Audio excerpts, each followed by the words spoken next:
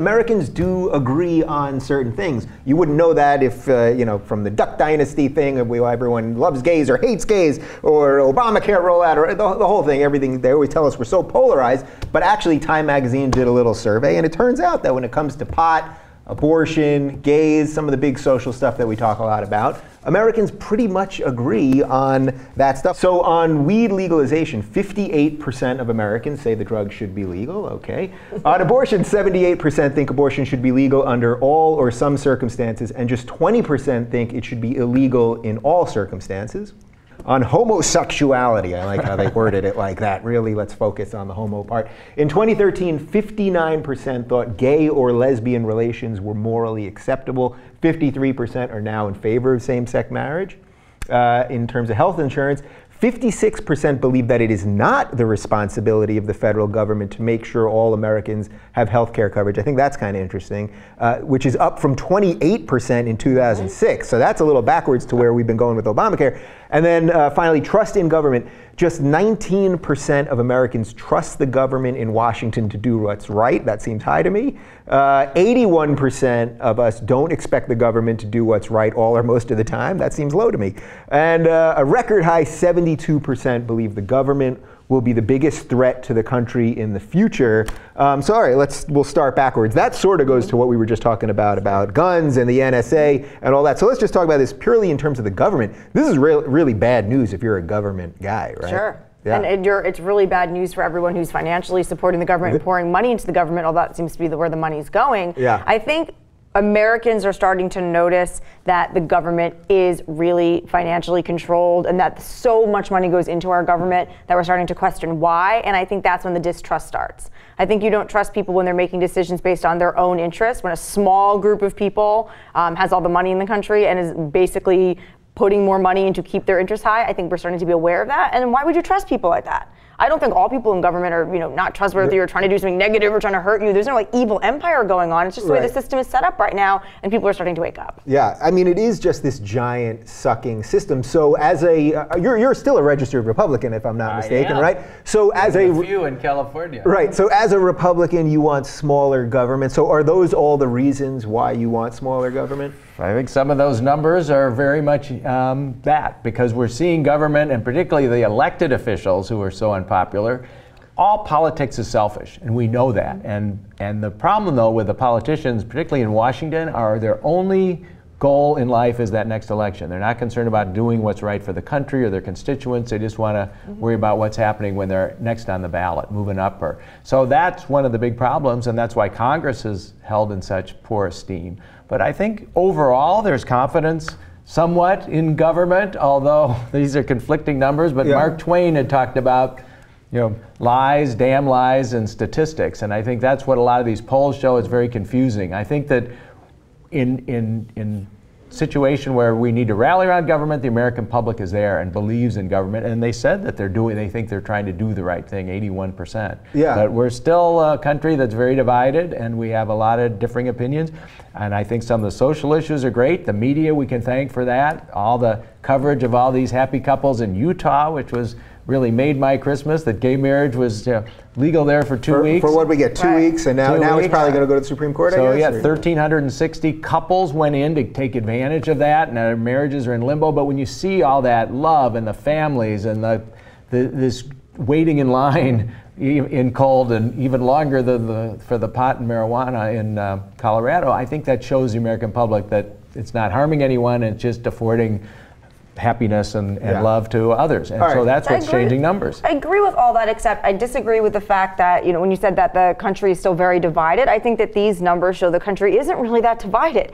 No, I mean, obviously the country is becoming more socially liberal, fiscally conservative, and the statistics are proving that people want that, especially by saying less government and by kind of being like, leave us alone. So I think that we're not as divided as we think. I think people in general, except for some very fringe groups on either side, kind of are like, why don't you just kind of like leave us alone and let us us figure it out. People are getting smarter and more informed, and as they get smarter and more informed and see what you were saying, like see people's weddings happening, see, you know, that people in Colorado aren't running around committing crimes because they're on weed, they'll become a little bit more relaxed and realize that you can trust the people to make our own decisions. Yeah, so Fred, I'm going to give you some public props here. So you ran for president on the Republican ticket, the first openly gay man to run on either party platform. You actually qualified for the Fox News debate, and then they didn't let you in.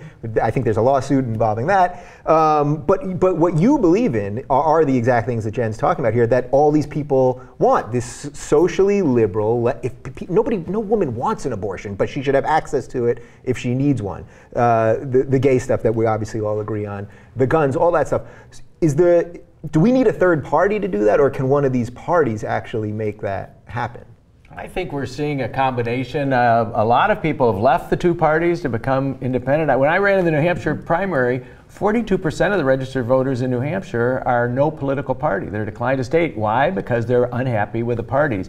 So the country shifts back and forth. It does from time to time, and the Republican Party right now is moved so far right, but I think it'll come back to the center. We're talking about Chris Christie. If he runs, he's perceived as a little more centrist and moderate. Well, we'll see, because there was a traffic violation today that could derail his whole presidency, apparently. Lots of scandal there. Doubt it. Read that book, Double Down. You'll see why Romney didn't pick him for vice president, and they list all the reasons, which I think was a good kind of slap in the face to Christie on his chances. But is there a chance for a third party, though, or do you think it still has to come out? No, this is very well designed that it is impossible. We've seen that. No, it's just the way the system is set up with the primaries, the caucuses, there's just no way for a third party to really get in, and also the Electoral College, that we can't really infiltrate that. And there have been many who've tried, but unless you get a Michael Bloomberg in there. So that's what it is. You need a Ross Perot. But it's still, the states are set up in the primary and caucus system to stop such action. Yeah. All right, so final thought on this. The one that I think is particularly interesting there is the abortion, because 78% of people think that a woman should have access to it in virtually all cases.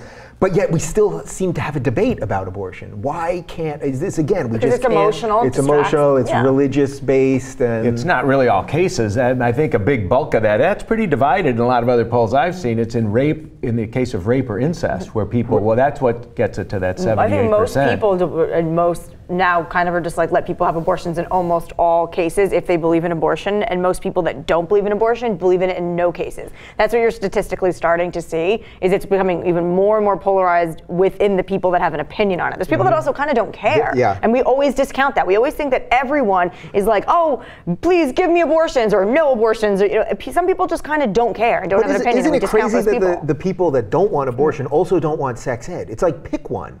You know what I mean? Give us one reason. Religion. It's religion. It's just religion. That's what's brainwashing people in order to come up with these positions. Well, I think it's interesting that you ran on the Republican ticket and you can say those things and are free to say those things and would have a larger problem being elected in a primary because you have to say things like, nope, I love Jesus and no abortion and all these things, and you may love Jesus and still think that people can have abortions. Who knows? But I think it's difficult as a Republican to have an array of different opinions to get any sort of credit into the primary. Yeah, well, that's the irony. We talked about it for a second before the show, but Jon Huntsman was sort of thought of as a joke, and he was the only rational person up there, at least in my opinion. So that shows you that. Or at least outwardly company rational. Accepted.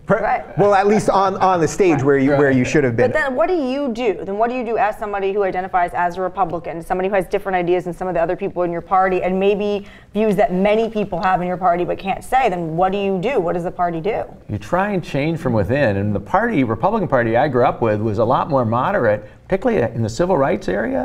I blame the Democratic Party for wrecking the Republican Party. Strom, Thurmond, people like that switched from Democrats to Republicans after the Civil Rights Act was passed by the Democratic Party. And so they've poisoned the well, and now you have the religious right that's taken it over. But we're going to fight a lot of younger people that believe in fiscal conservatism, holding government responsible, but are socially moderate, or I think are going to come back to the Republican Party if we get a good nominee and some good leaders in the party. Yeah, and that's why, again, I'm going to say Rand Paul twice, but a guy like Rand Paul, if he could be what a true libertarian is and get out of bedrooms, that's what I don't get. We're with you on the NSA thing, we're with you on the drone thing, we want, more of a controlled government and less spending, and then at the same time still doesn't believe in gay marriage. I think he's still for, the weed stuff and blah, blah, blah. Unstable. He's an unstable individual. radical. Yeah, that would explain his crazier than his dad. Right, very emotional about the way that he seems to pick his issues. But it seems so silly to me that when you're the Republicans and you're fearing that you might not win a few more elections, why would you play to your base of these like total right-wing extreme lunatics instead of realizing that you could win this country in a landslide if you just put somebody, because look, a lot of people perceive the Democrats as weak. Right now people aren't sure how they feel about Obama. People that are a little more liberal maybe feel that Obama betrayed them and didn't do everything he said he was going to do. People that are more conservative don't like his health care plan, don't like a lot of different things.